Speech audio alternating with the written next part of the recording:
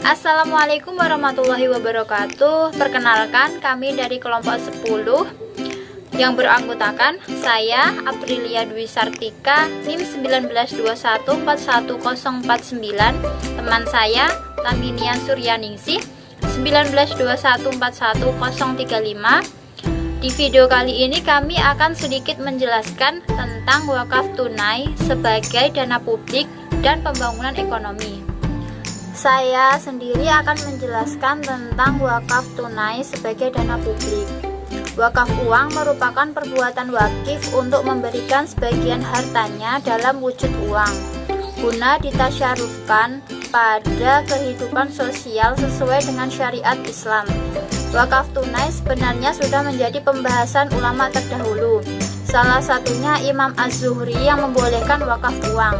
Pada saat itu dinar atau dirham. Majelis Ulama Indonesia atau MUI telah menetapkan fatwa tentang wakaf tunai yang isinya sebagai berikut. 1. Wakaf uang atau cash wakaf atau wakaf al-nuqud adalah wakaf yang dilakukan seseorang, kelompok orang, lembaga atau badan hukum dalam bentuk uang tunai. 2. Termasuk ke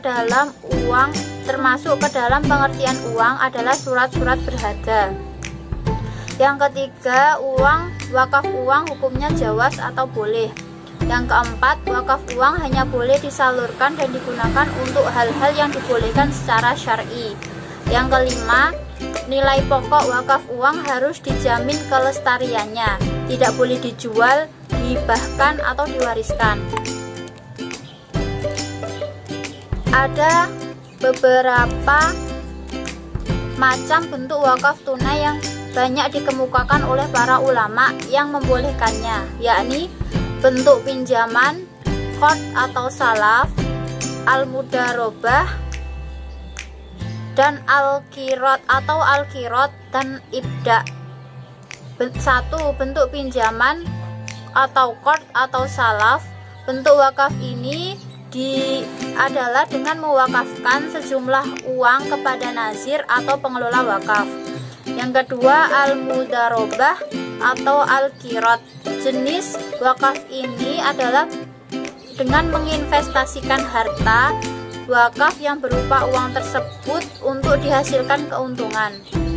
Yang ketiga, ibda, yaitu memberikan modal usaha kepada orang lain dan keuntungan yang didapat menjadi milik pemodal secara utuh. Yang pertama, wakaf tunai harus diterima sebagai sumbangan yang sesuai dengan tuntutan syariah.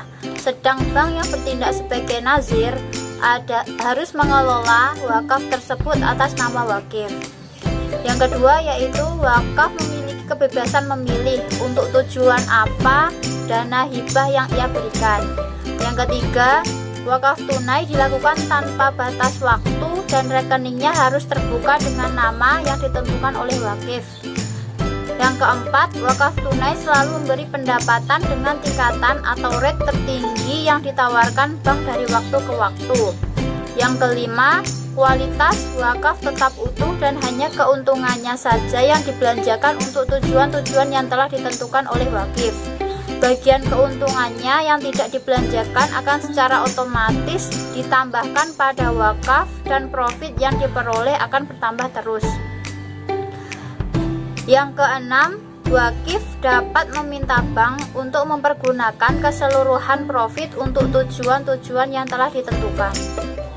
Seseorang dapat memiliki sertifikat wakaf tunai untuk 1. Diri sendiri, 2. Orang tua, 3. Ahli waris, 4. Suami istri, 5. Tetangga, 6. Saudara kandung, 7. Peningkatan standar hidup orang miskin, 8. Rehabilitasi orang cacat, 9. Peningkatan standar hidup masyarakat yang berdomisili di daerah kumuh, yang ke-10 membantu pendidikan anak yatim piatu, yang ke-11 beasiswa, dan masih banyak lagi.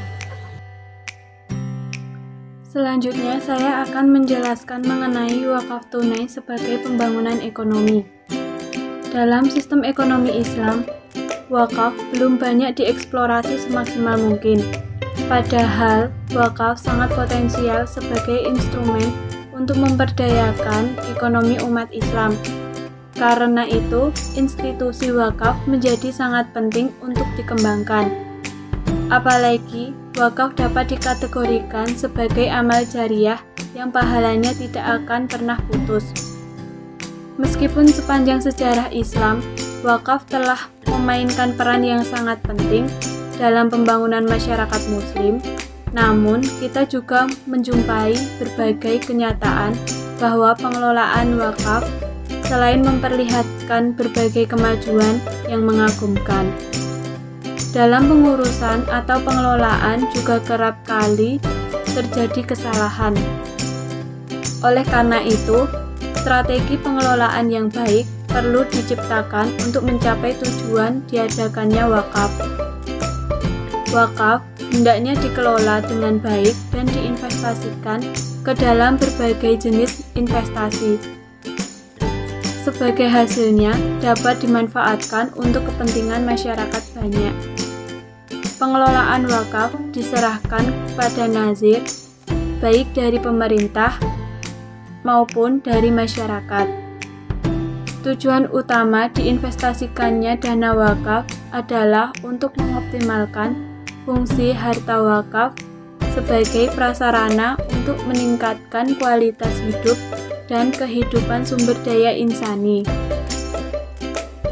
Munculnya bank-bank syariah, terutama yang dimotori oleh bank-bank konvensional seperti BNI Syariah, Mandiri Syariah, Danamon Syariah, dan lainnya, menimbulkan optimisme di kalangan umat Islam dalam kaitannya dengan pengelolaan harta wakaf secara produktif. Untuk harta wakaf yang berwujud harta tidak bergerak seperti tanah dan bangunan, pihak bank syariah bisa menerima jika dijadikan jaminan kredit sejumlah dana dalam rangka pengembangan harta wakaf yang lain. Sedangkan kalau dalam bentuk wakaf tunai, pihak bank langsung bisa mengelolanya, mengembangkan dan menyalurkan harta wakaf yang dipercayakan kepada pihak tersebut. Fungsikannya perbankan syariah sebagai nazir setidaknya memiliki beberapa keunggulan yang diharapkan dapat mengoptimalkan operasionalisasi harta wakaf. Adapun keunggulan dari perbankan syariah yaitu memiliki jaringan kantor, kemampuan pengelola dana, pengalaman, jaringan-jaringan informasi, dan peta distribusi, serta memiliki citra positif. Dengan melibatkan lembaga keuangan syariah dalam pengelola wakaf tunai, maka selain produktif, wakaf akan diinvestasikan ke dalam berbagai jenis investasi yang menguntungkan. Dengan demikian, masyarakat yang akan merasakan manfaat dari hasil dana wakaf semakin banyak. Sekian dari kelompok kami. Apabila ada salah-salah kata, mohon maaf yang sebesar-besarnya. Wassalamualaikum warahmatullahi wabarakatuh.